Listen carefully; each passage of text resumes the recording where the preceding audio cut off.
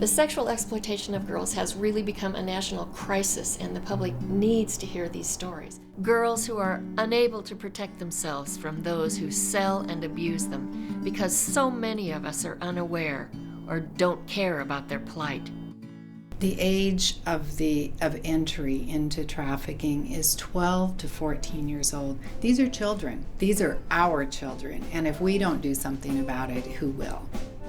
For the first time, the general public is getting a glimpse into how pervasive sex trafficking is. While there are as many suspected cases of trafficking victims in the States as there are murders, 75% of the murders are resolved and less than 1% of those trafficking cases are even looked into.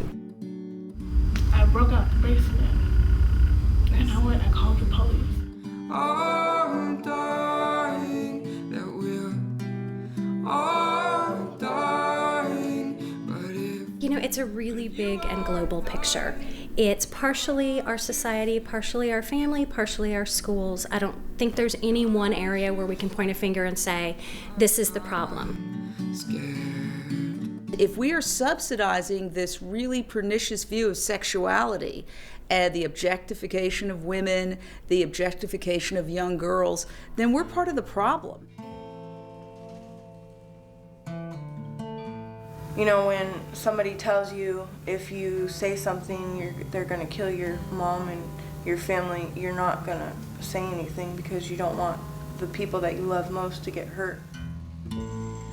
There are many young women and girls who have become hooked on drugs, and they may not yet consider themselves prostitutes, but they are looking for a way to help fund that need, and so they are turning to selling themselves for money.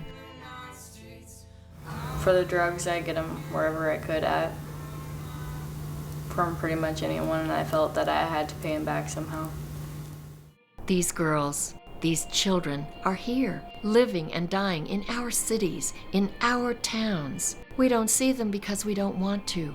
We don't help them because we tell ourselves that we can't.